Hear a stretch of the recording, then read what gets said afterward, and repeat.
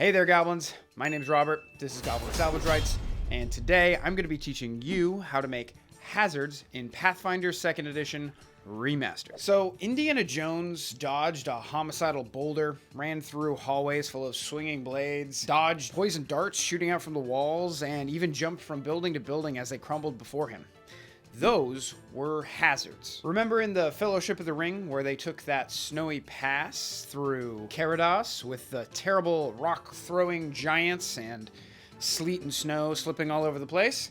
That was a hazard. How about when Aragorn stepped into the spooky ghost den and had to diplomance his way through a bunch of pirate ghosts? Yep, that was a complex hazard. They seem to be everywhere in our books, video games, and movies, so why not use them in our TTRPGs?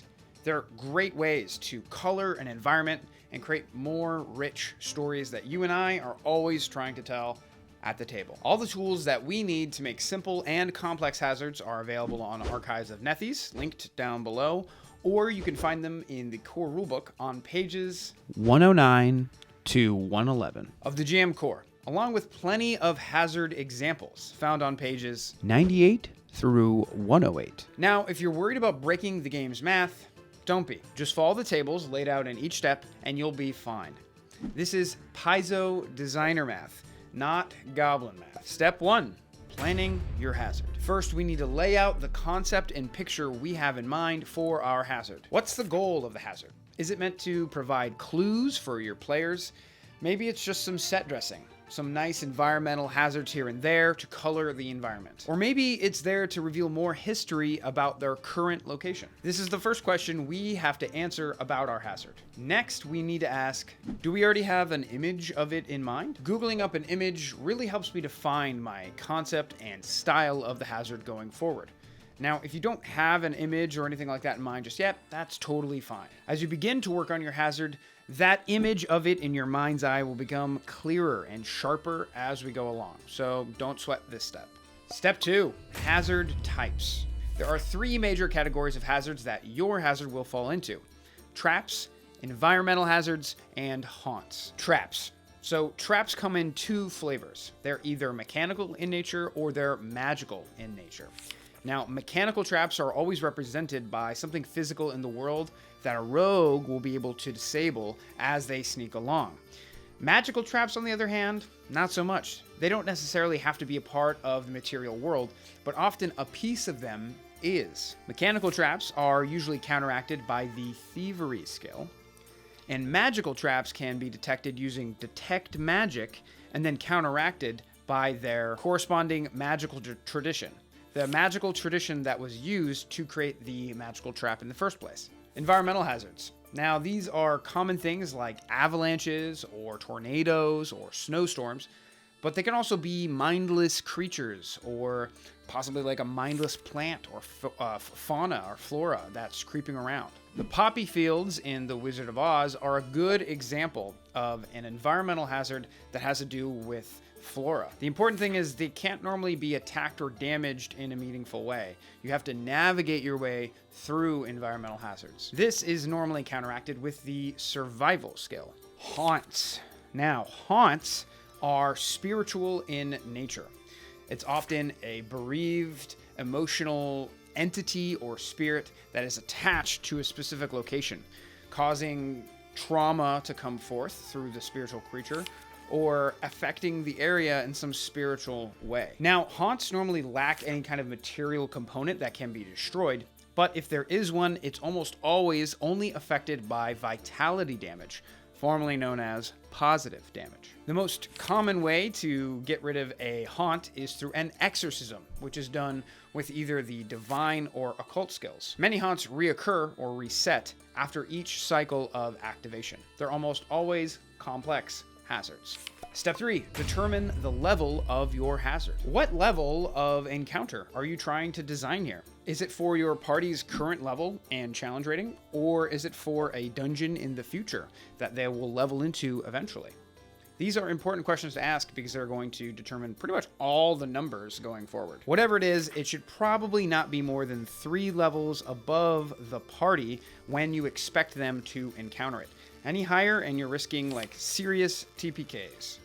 So don't kill your party based on a hazard. They will hate you. And especially be careful of designing simple hazards that are tuned on the higher end of the spectrum, because the damage output is significant. Step 4 is determining complexity. Now, hazards can be simple or complex. This basically represents whether or not the hazard resets after it's been activated. Simple hazards normally have a single effect tied to a single trigger. So you step on a floor plate somewhere and an arrow shoots out and gets you in the heart. But there's no reloading crossbow or anything like that behind the wall. One step, one shot. Complex hazards include a trigger, an effect, and then a routine. You step on a pressure plate, an arrow flies out and hits your guy, and then somehow, mechanically or magically, a new arrow is loaded. So when the pressure plate comes up and you step on it again, another arrow flies out ad nauseum. By now, you should probably have a pretty good idea of how you want your hazard to operate. Is it going to be a single trigger and then an activation, or is it something more complex? You decide and write that down as we go along, because it's going to significantly determine the damage output, especially of your hazard. So you need to decide this now. Ask yourself, when does the hazard reset? Why does the hazard reset? Hazards tell stories, and this feels even more true for complex hazards, especially for haunts. Step 5 is the triangle of power. Seek, disable, and DC are the three main levers you're going to be pulling when designing your hazard's power and ability. Paizo has 3 difficulties for these statistics: extreme, high, and low. For some reason, there's no medium. This is America, all right? There ain't no medium. You either try hard, or don't try very much at all. I like to think of this as a triangle of power. You've got an extreme strength, a normal strength, and then a significant weakness to the hazard. This creates a dynamic much like saves, where the players can do some reconnaissance and then target the lowest save out of the bunch. This defeats the hazard with minimal impact. You definitely want your players to be rewarded for doing their due diligence and trying to figure out the trap as to mitigate its damage as much as possible. That's the fun about hazards, after all. Now, the DC of a trap is rarely, if ever, low.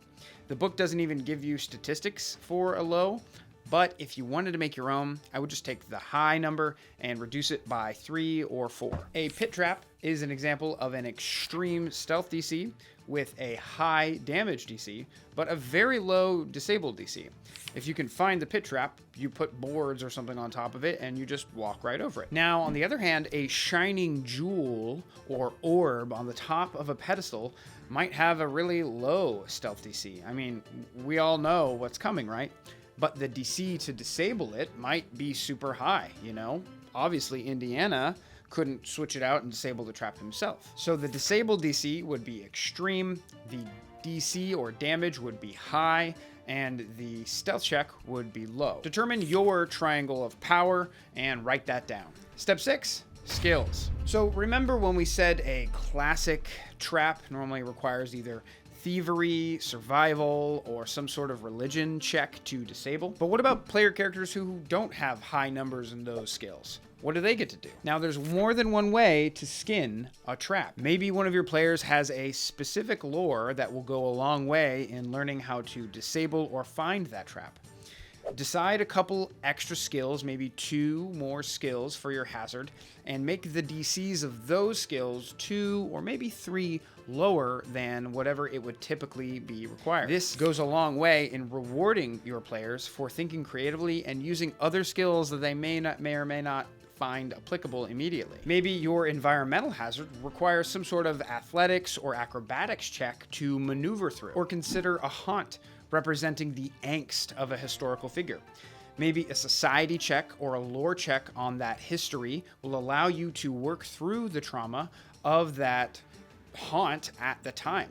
Talk to the ghost. Talk to them about their trauma and release that tension. This is your time to shine and think creatively about your trap and hazard. What makes it unique? What are the unique pieces to disable it? Step 7 is consulting the tables. Now that we've gathered all our little design pieces, all we need to do now is put them all together and give them numbers that are applicable and appropriate to your hazard. First, let's look at table 2-13 for stealth and disabled DCs. Reference your hazard's level and its place on the triangle of power to determine its stealth and disabled DCs. If your hazard has a stealth check for any reason, it's just the DC minus 10. Just a note, if your hazard is magical in nature and has a really low stealth DC, consider just making finding it automatic. Table 2-16 gives us our offense and damage. Now, it's very, very important that if you have a simple hazard, you absolutely have to be using the simple column. The complex hazards have damage that are about half of which the simple hazards are. This is very, very important. If you make a complex hazard that has simple damage, you will kill your party. I'm warning you now. Table 2-15 is the hazard's defenses. Now, this part is pretty simple. If your hazard has any physical components that the players can literally just smash into pieces, we recommend giving them those statistics ahead of time just in case you need to work through that problem.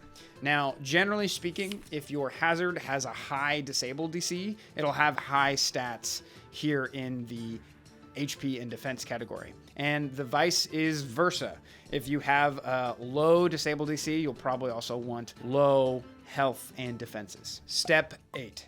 Format and describe. Finally, we need to lay it all out on paper and make sure our hazard looks just like the hazards that we see in the book. We need to make sure we didn't forget anything because you know us goblins, we forget stuff all the time. Now that you know how to design a hazard, do it! Share your hazard with us down in the comments or jump into our Discord and share it there. We've got a bunch of goblins over there that love making stuff. We do it all the time. We have different channels dedicated to making different things. Players are also welcome as well. Get down to the doobly-doo and join our Discord. Thanks for watching, goblins. Like, follow, share, subscribe, but most importantly, as always, keep it weird. If you want to learn how to make an item, check out this video. If you want to see our in-depth podcast about designing hazards, check out this video. To finish the